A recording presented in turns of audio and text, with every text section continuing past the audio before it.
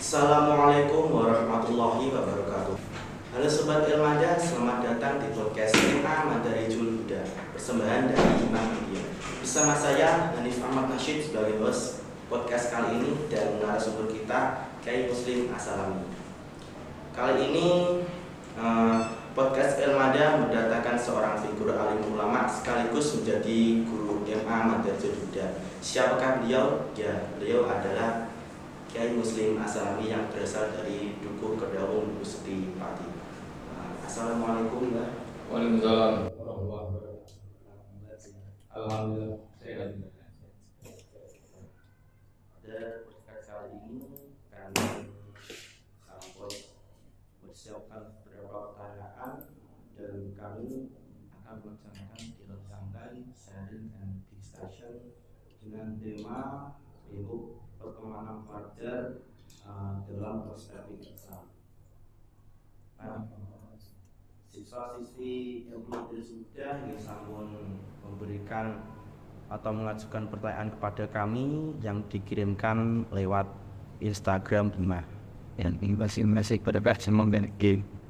Nah, sebelum melanjut ke pertanyaan Mbah, boleh cerita sedikit pengalaman mengenai biografi panjenengan, riwayat pendidikan panjenengan Mbah. Diceritakan bagaimana maksud sharing berbagi pengalaman. Bismillahirrahmanirrahim. Bagi pengalaman mengenai biografi, riwayat pendidikan ini. Saya terlahir di Pati tanggal 27 Agustus 1973. Jadi kalau sekarang sudah lebih dari setengah abad ya, terlahir anak pertama dari 12 bersaudara yang sekarang masih ada kelas 10, tepatnya di Dukuh Kedaung, yang merupakan bagian dari awal dulu dakwah di Kecamatan Gusti dengan didirikannya masjid, pondok pesantren, kemudian ada madrasah dan majelis taklim dan lain-lain. Dari sejarah itu maka kita punya semangat walaupun sedikit untuk belajar. Kita belajar dari MI ya tambah tahun 687, kemudian di MTS ya tamat tahun 89, tahun 89, kemudian pindah ke MA Madarijul Huda tamat 9293. Setelah itu kita melanjutkan belajar di pondok pesantren Mampu Ulum di bawah asuhan Kiai Muhammad Anik Muhammadun dari tahun 93 sampai 2004. Di samping ya masih mengajar di Muhadharah di pondok sampai tahun 2000. Di MA Madarijul Huda kita masuk tahun 2003 atas permohonan Kiai Insyaallah sekilas. Kalau organisasi banyak. Kalau boleh tahu ya, niku pondoknya tembus Mampu Ulum Pakis Payu atau asuhan Kiai Anik Muhammad dan lah katanya saya tahu dari teman-teman panjenengan iki tergabung dalam organisasi terus ini kok kenapa wan Pak? Insyaallah kita hitam ya. Jadi kita di NU, kalau di NU itu sudah lama banget ya. Jadi kita di NU tahun 98, mulai dari tahun 98 di RMI di LDE Rabithah Mahid Islamiyah Kabupaten Pati, satu periode 5 tahun. Kemudian ada bersama Kiminan di LDM Suria Cabang 3 periode.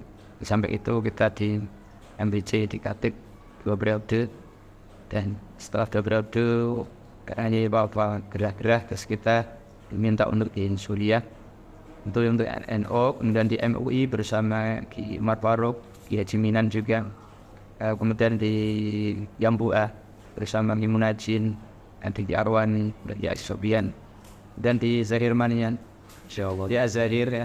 Kita ada di Dewan Syariah bersama Gus Rozak, Gus Najin, Habib Gidi. Ya itu kira-kira begitu. Di Penuh, ya, di Ansor. Berarti memang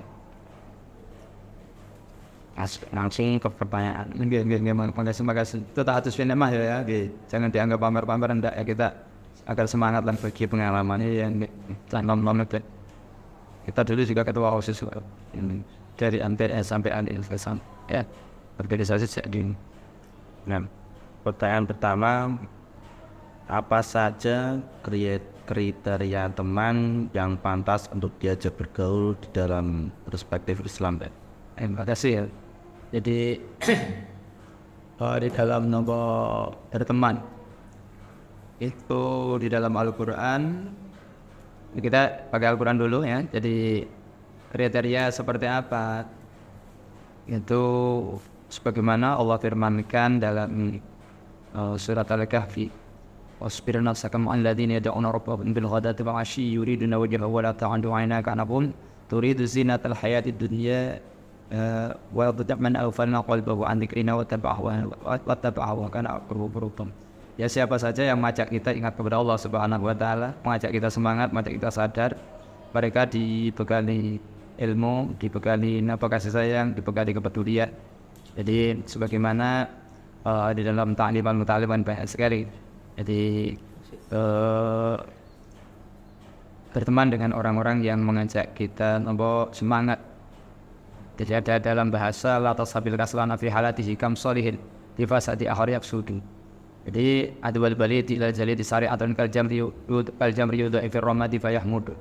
Jadi la tasabil kaslan, jangan berteman dengan orang yang pemalas, kecuali kita merubah mereka yang malas menjadi takut. Jadi berteman itu kita syaratnya ada dua, satu kita yang menjadi gurunya, dia yang menjadi murid kita, atau kita yang menjadi murid dari dia. Dalam mustalah hadis namanya riwayatul akron. Jadi kita maminna illa wa huwa talibun aw matlubun, maminna illa wa muridun aw muradun. Jadi tidak ada dari kita kecuali kita ini guru atau murid atau guru. Kita harus untung secara ukhrawi atau duniawi dalam artian dalam pandangan yang bermanfaat. Ya, jadi itu berteman dengan siapa? Kata Imam Syafi'i, berteman dengan orang yang baik lebih baik daripada sendirian. Sendirian lebih baik daripada berteman dengan orang yang tidak. Nah, itu kata Imam Syafi'i. Cuman ketika orang yang tidak baik itu tidak ada yang menemani, lalu konsep dakwah itu bagaimana? Nah, ya. Jadi kita boleh berteman dengan orang yang tidak baik, tetapi untuk mengajak kebaikan. Untuk ila sabili rabbika bil hikmati wal mau'izatil hasanah. Itu begitu. Bulan ini kita kadang-kadang bekas preman ya, orang bodoh-bodoh harus kita. Nah, itu begitu. Waktu janah kalimat akan ini. Jadi yaitu orang yang pantas diajak bergaul dalam perspektif Islam ialah ketika orang itu baik untuk diajak kebaikan, dan jika ada teman yang malas atau gimana, kita bisa mengajaknya untuk lebih semangat. Betul. Jadi kita yang menjadi penyemangat atau dia yang menjadi penyemangat, itu ada dua itu ya. Jadi kita yang mengajak mereka menjadi lebih baik itu boleh bagi orang-orang yang kuat ya. Makanya ulama-ulama bilang jadi anil mar'i la tasal an qarinihi fa innal qarina bil muqarran yaqtad. Jadi kita berteman itu dengan siapa seharusnya, apakah kita itu memperbaiki dia atau kita malah kena dampak negatifnya, kan begitu. Kalau kita kuat, boleh kita berteman dengan siapapun, preman sekalipun ya kan. Itu begitu. Tetapi kalau kita tidak kuat, kita malah katut ya jangan. Ya kita itu magnetnya lebih kuat atau kalah kan gitu. Itu begitu. Tidak usah. Ya kalah ya tidak usah, kalah kita malah jadi pemalas. Pemalas kita malah kena dampak negatifnya. Ini juga ada contoh kasus yang sering terjadi di antara pelajar di lingkup MA khususnya. Bagaimana pandangan Islam terhadap perilaku bullying dalam pergaulan remaja, dan bagaimana cara mencegah terjadi hal tersebut? Bismillahirrahmanirrahim ini ya. Jadi Kanjeng Nabi sebetulnya kan mengajari kita Jadi laisa minna malam yuqir kabirona wa lam yarham wa yarham saghirun. Jadi bukan termasuk umat kami yang baik siapapun yang tidak bisa menghormati yang lebih tua dan tidak bisa menyayangi yang lebih muda. Makanya Nabi mengatakan Ar-Rahimun yarhamuhumur Rahman irhamu man fil ardi yarhamkum man fis sama. Jadi orang-orang yang punya belas kasihan itu akan diberi belas kasihan oleh Allah Subhanahu wa taala. Irhamu man fil ardi, maka sayangi orang yang ada di bumi ini. Yarhamkum man fis sama, maka kau akan dirahmati Allah yang Maha Tinggi, akan didoakan oleh para malaikat ya. Jadi kita harus memperbaiki diri dari apa? Dari jangan sampai kita menyangka bahwa diri kita lebih baik daripada orang lain ya. Itu yang pertama, itu kiatnya pertama kali mengatakan seperti itu. Quran mengatakan fala tuzakku anfusakum. Jangan merasa kamu ini lebih bersih, lebih baik daripada orang lain. Membersihkan diri maksudnya begitu ya. Wa a'lamu bimman taqwa, dia Allah Subhanahu wa taala lebih tahu siapa yang sebetulnya bertakwa. Itu. Begitu. Maka ada kata-kata mutiara begini, man za'ama annahu khairan min ghairihi fa huwa mutakabbirun. Barang siapa menyangka bahwa dirinya lebih baik daripada orang lain, maka dia sombong. Agar bullying-bullying itu tidak terjadi, maka harus dibekali seperti itu. Nah, bullying membuling dengan berbagai bentuk tidak boleh ya. Jadi tarweh itu ya, tarweh itu menakut-nakuti. Contoh, ada seorang pensilnya hilang, kemudian dimasukkan ke dalam saku biar orang itu menyesal, orang itu cemas, lalu setelah cemas ya berlelah baru diberikan, itu dosa. Jadi guyon itu bahasanya ya, guyon tetapi gelak tawong itu ya, kontak motor itu hilang, kemudian ditemukan dia itu tidak segera diberikan, tetapi malah diletakkan di saku berlama-lama, orangnya bingung baru diserahkan. Itu dosa, itu dosa. Apalagi yang lebih dari itu, ya kayak ngelakopi itu lebih dosa lagi. Tarwah itu dosa ya. Tarwah itu dosa walaupun guyon ya. Maka ada bahasa mutiara dalam syair orang Arab, ulama-ulama mengatakan innal mizaha batuhu halawah lakin fi akhirih adawah. Bahwa guyon itu awalnya memang manis, tapi di akhirnya bisa menyebabkan nangis ya. Jadi bisa menyebabkan permusuhan. Jadi ada bahasa innal mizaha batuhu halawah lakin fi akhirih adawah. Jadi guyonan itu awalnya memang manis, setiap orang bisa ketawa ketiwi, bisa tersenyum. Tapi lakin nafi akhirnya adawah, kalau keliwat kelantur maka akhirnya bisa menjadikan permusuhan. Dari situ ya. Makanya kadang-kadang ada orang ke rumah sana, dia ini bercanda, tapi justru orang lain menanggapi serius. Bercanda menurut versi kita, orang-orang lain mengatakan itu serius. Nah ini nanti salah paham ya. Itu bullying itu yang banyak itu dianggap bagi orang lain tidak tertusuk hatinya menurut versi dia, tetapi orang lain tertusuk. Makanya hindari bentuk-bentuk yang seperti itu ya, baik itu dari sisi materinya atau apanya saja semuanya ya.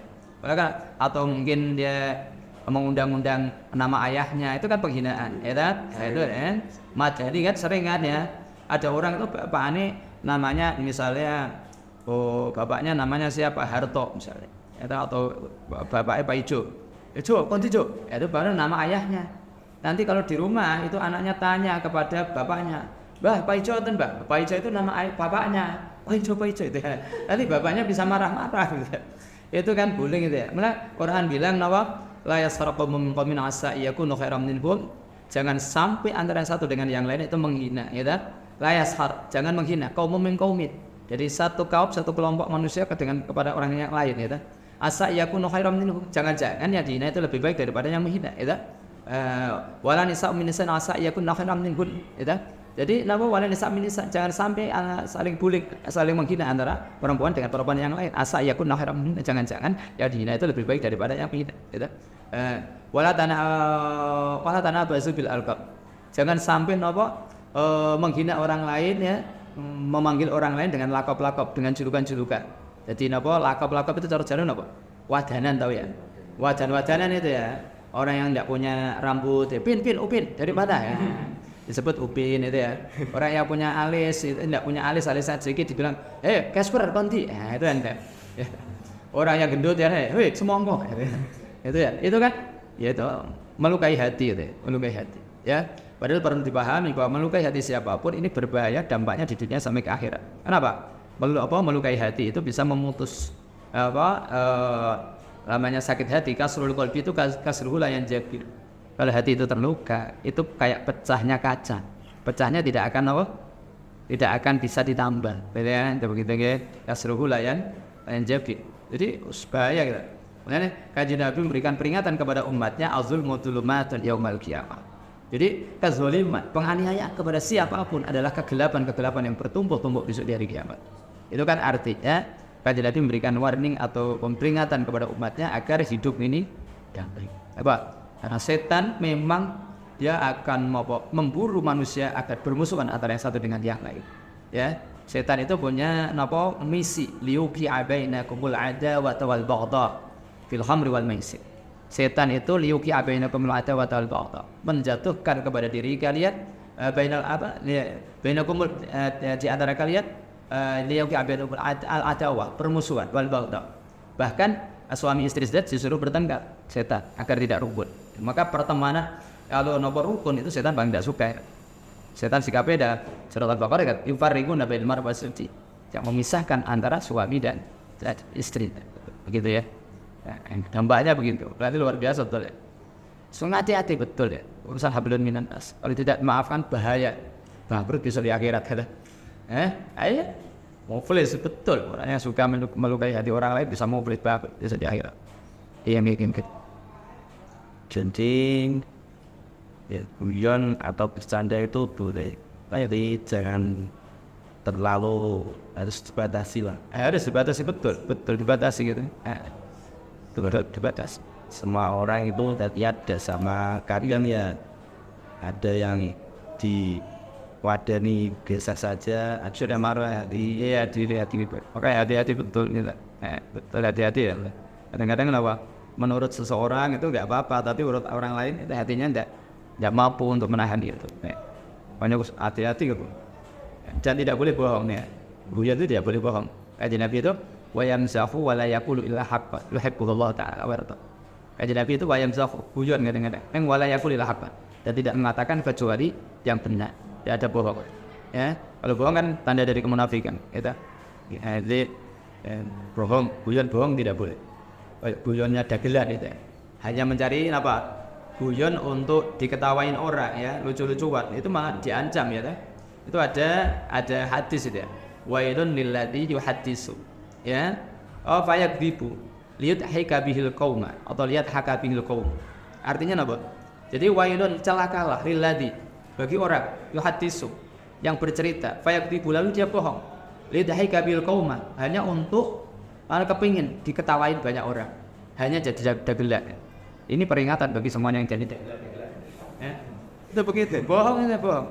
Apalagi bohongnya sampai membawa ayat Al-Quran ya, sampai pakai karikatur ya, nama-nama ulama, orang-orang terhormat seterusnya dipakai begitu-begituan, itu tidak boleh. Ya. Bahaya. Sampai pelecehan agama. Nah.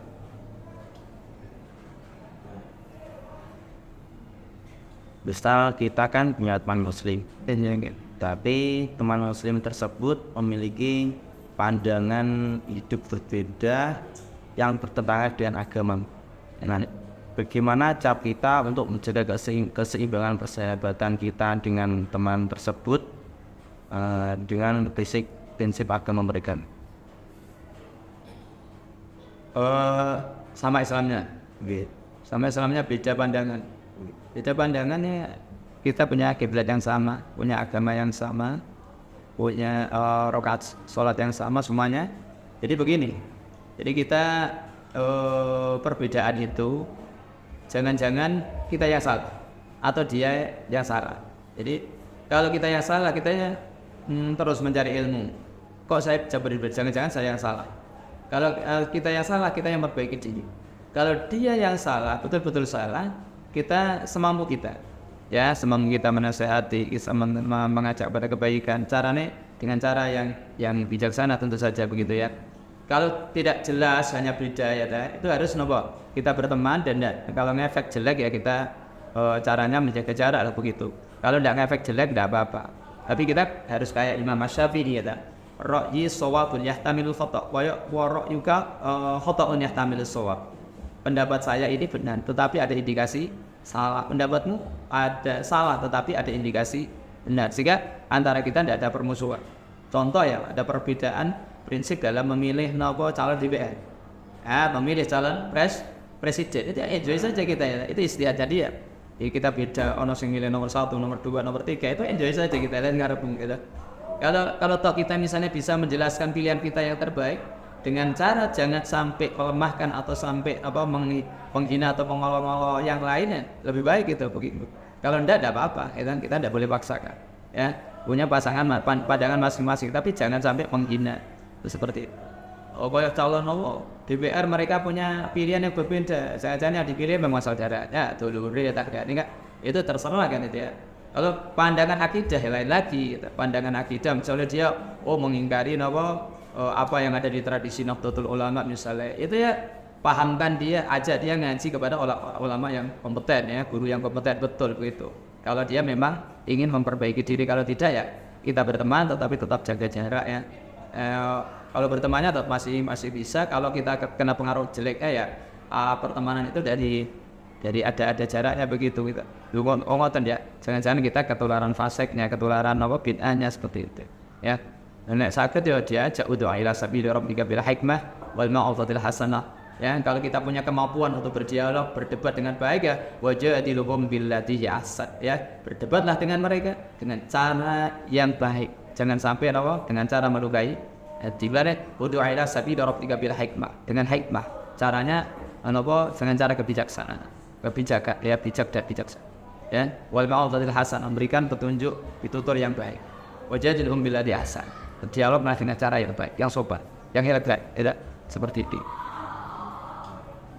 Itu tadi bagaimana cara untuk bisa keseimbangan, yaitu dengan ketika teman tersebut mengajak pada kebaikan, tidak apa-apa untuk berteman dengan mereka.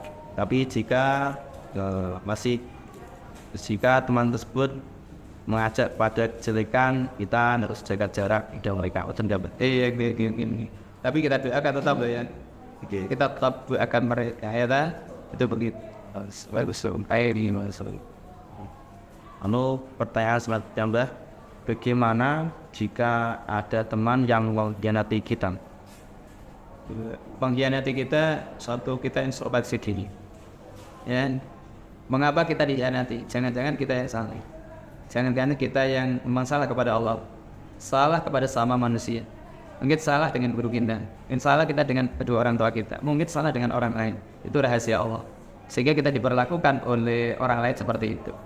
Ya, kita mungkin pernah mengkhianati orang lain. Akhirnya kita dikhianati. Itu balasan dari Allah, teguran dari Allah Subhanahu wa taala satu ya. Itu begitu. Itu yang pertama. Jadi yang pertama kita bisa introspeksi diri, kita bisa muhasabah ya. Jangan-jangan mengapa kita dikhianati? Jangan-jangan kita juga pernah mengkhianati. Tapi yang mengkhianati dan yang dikhianati personalnya tidak sama ya, individunya tidak sama.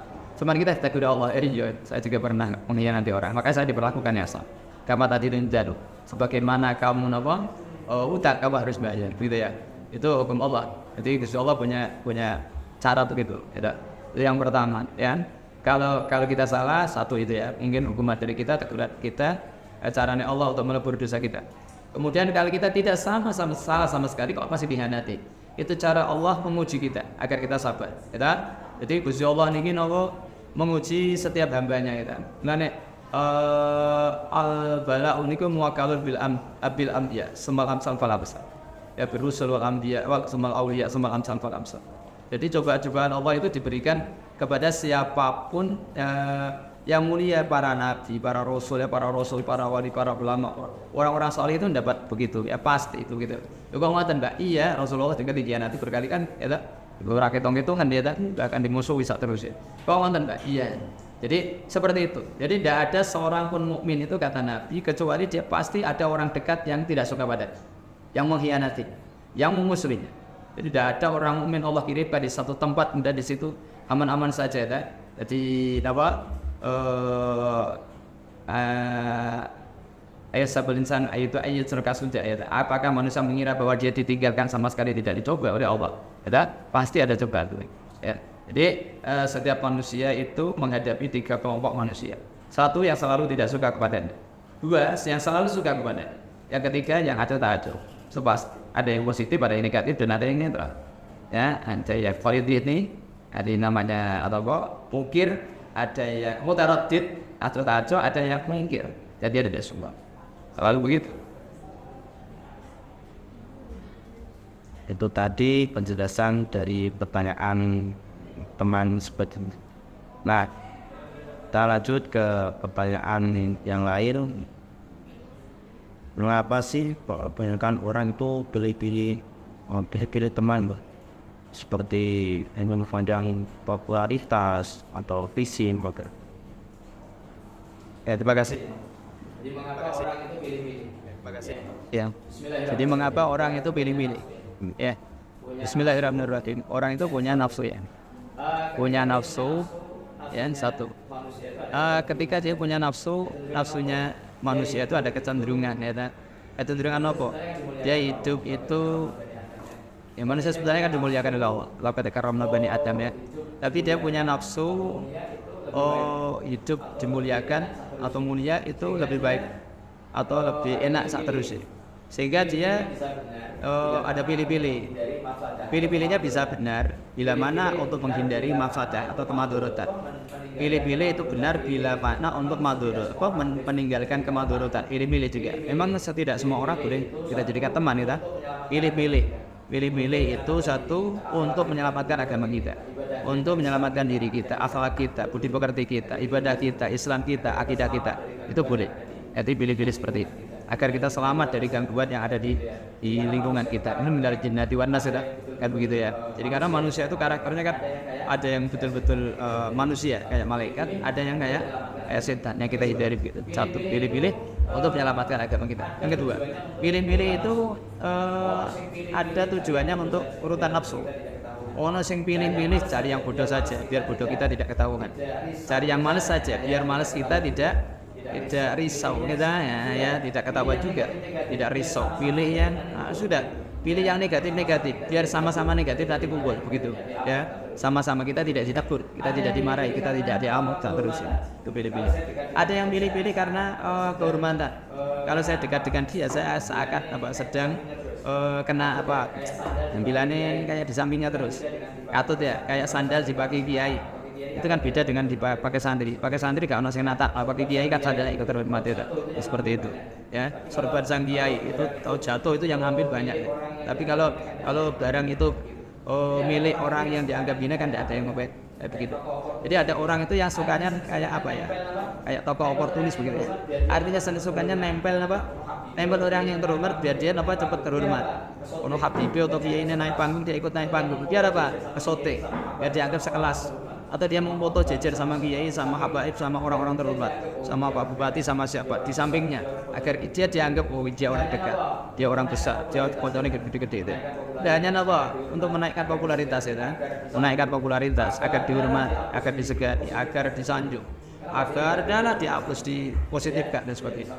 Kenapa dia tidak pede pada dasarnya? Jadi dia tidak bisa mandiri. Dia lupa bahwa catatan amal yang paling penting ada di hadapan Allah Subhanahu wa taala. Bisa begitu. Ya, satu yang begitu.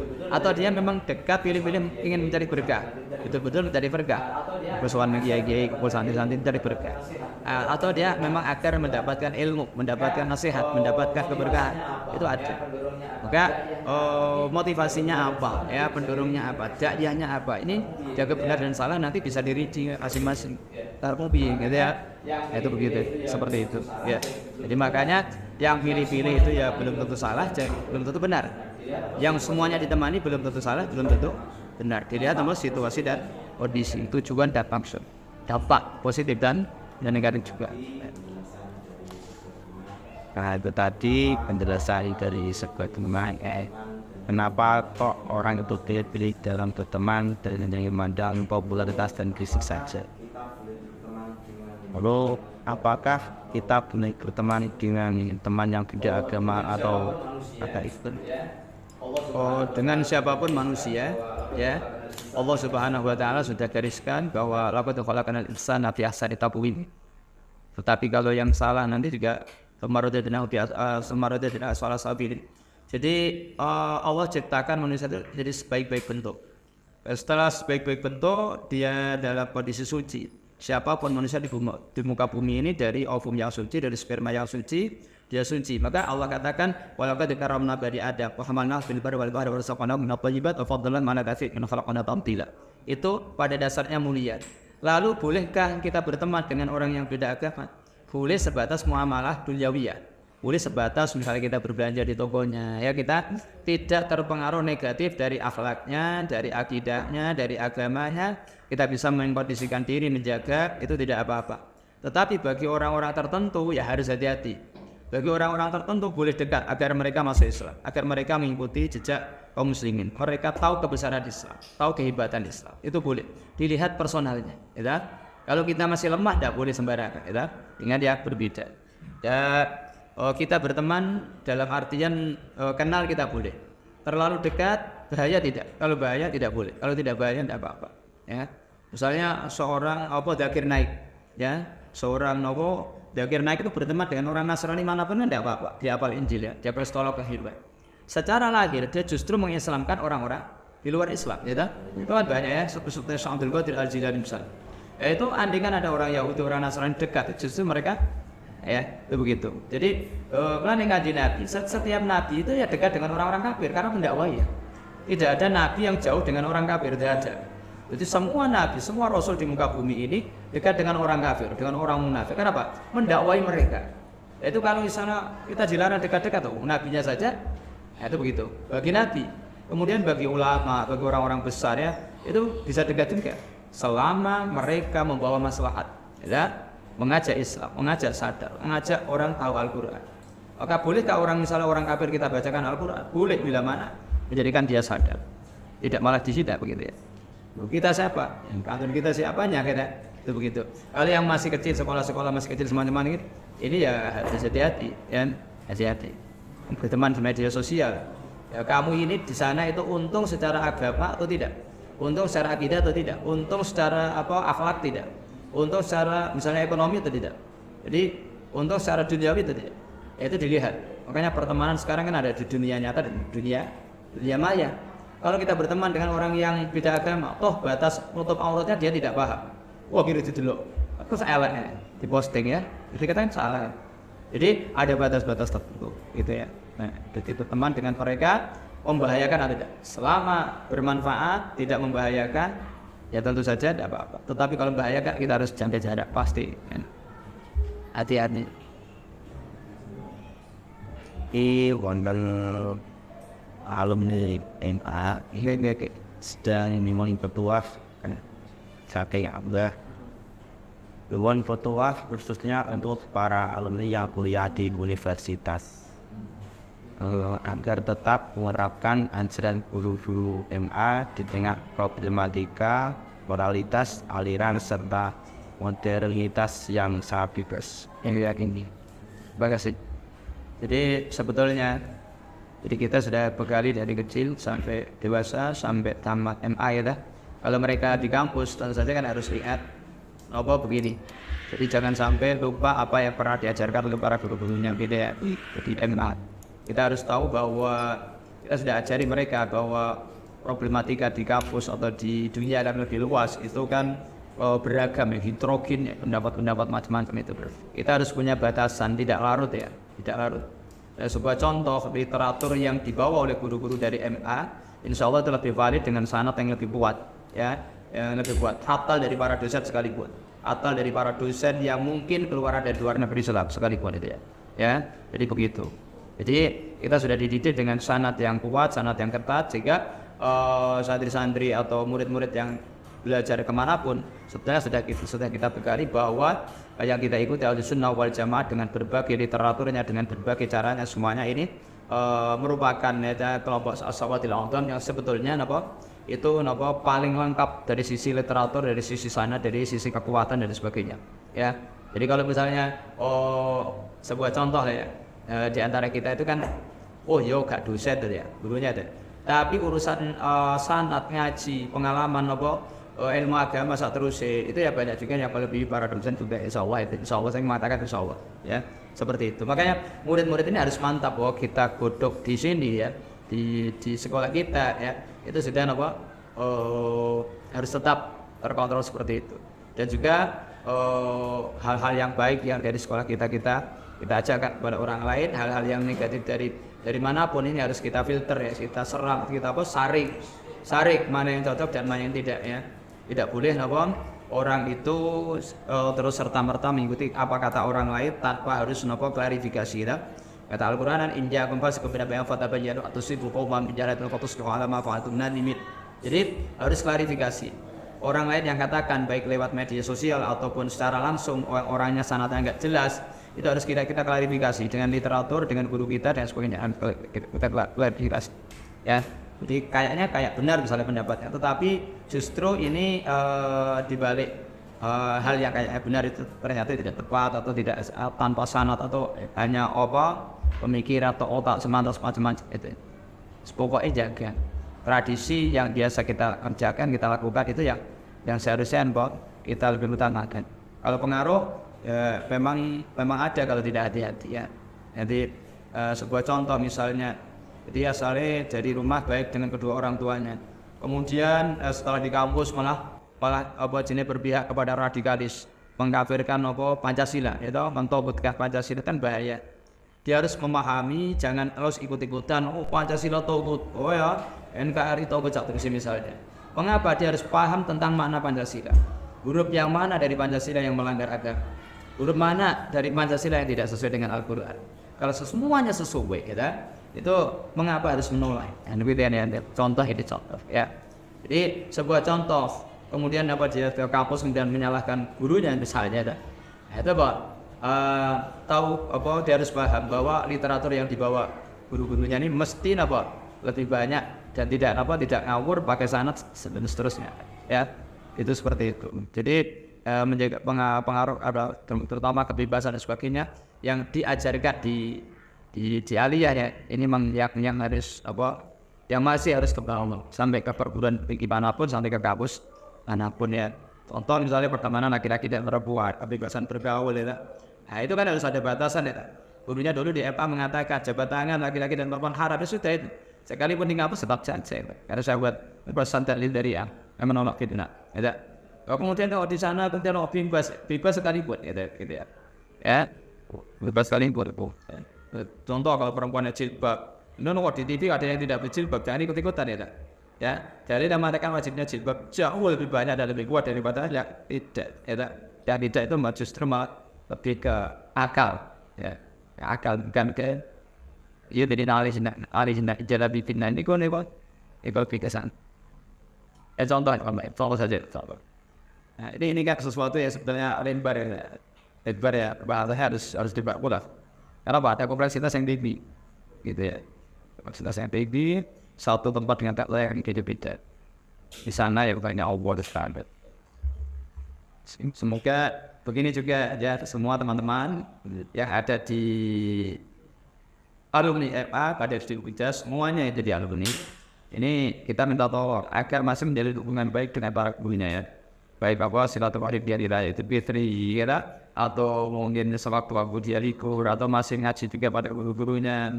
Atau mungkin di antara kita termasuk saya sendiri, insyaallah ini kan ada ngaji ngaji lewat YouTube, ada ngaji lewat Facebook, ada streaming ya, setiap saat ya bisa diikuti. Jadi alumni yang ada di manapun di dia bahkan di kampus manapun bisa, di manapun bisa ya ikut streaming kita bisa ya.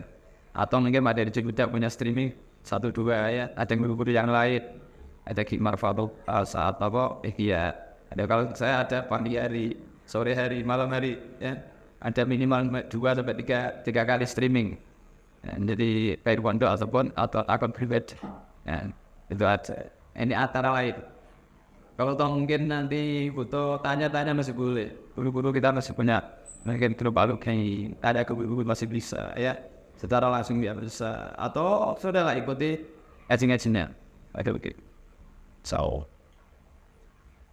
Mendekati beberapa ketua untuk para alumni yang kuliah di Universitas. Semoga dari motivasi beliau bisa membuat kalian semua ingat dengan guru dan inspirator dan guru. Jadi intinya bisa menerapkan ajaran guru-gurunya di luar besar. Nah, Itu tadi beberapa penjelasan dari pertanyaan yang kami ajukan kepada umat muslim. Terima kasih bagi yang mengirimkan pertanyaan, dan kami mohon maaf sebesar-besarnya yang pertanyaannya belum dapat kami sampaikan. Nah, sebelum kami tutup, boleh mohon motivasi agar siswa di sini semangat belajar di dalam kelas. Bismillah begini motivasinya. Al-Quran jelas, wa idza kiram susu dari ayat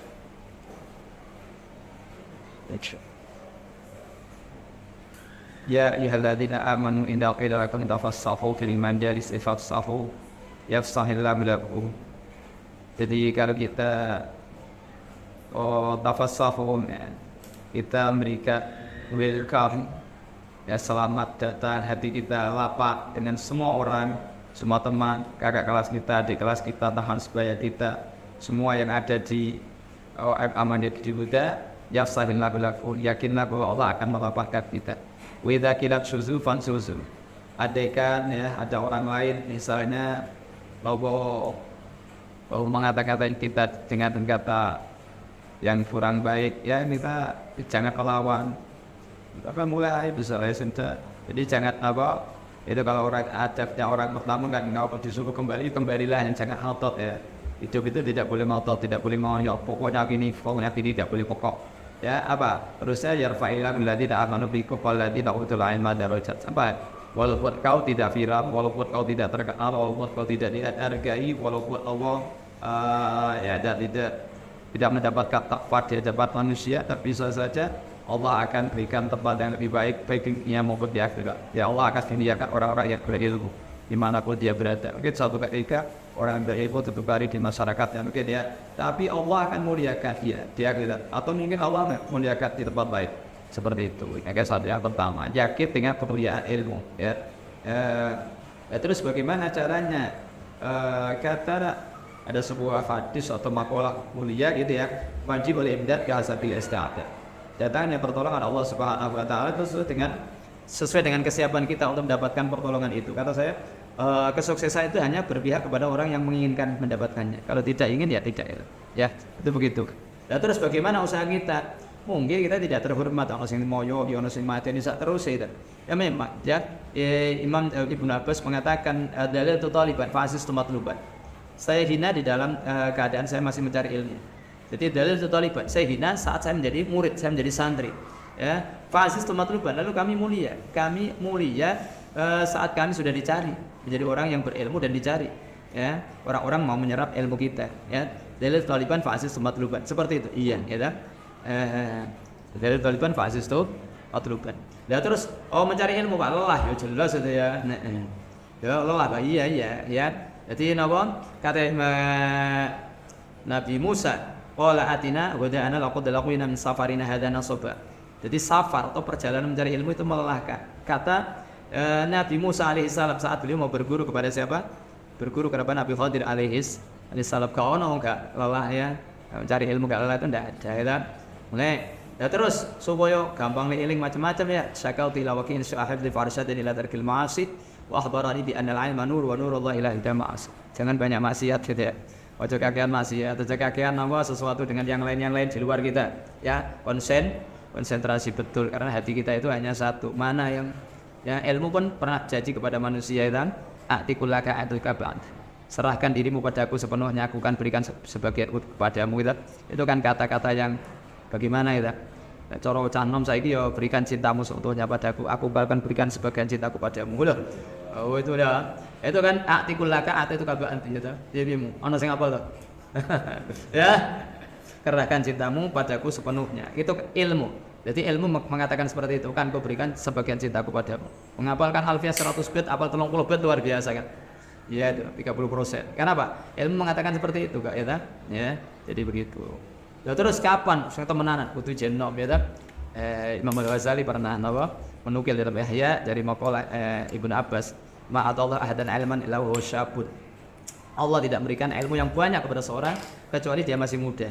ya aja no meta walaupun apa umur seluruhnya adalah usia untuk mencari ini ya, begitu ya kalau boleh enggak pasti lah ya. Banyak sekali lah ya jadi kemuliaan tentang kalau dibahas sudah habis-habisnya ya berarti gitu. Nah itu tadi motivasi dari ketika belajar bagaimana cara sih untuk belajar menjadi semangat, yakni dengan yakin bahwa ilmu itu sangat mulia sekali, dan bagaimana caranya agar ilmu itu cepat masuk ke dalam diri kita, yaitu tadi jangan kebanyakan maksiat. Pokoknya jangan menyibukkan hati dengan satu yang tidak berguna, maksiat ataupun apa saja.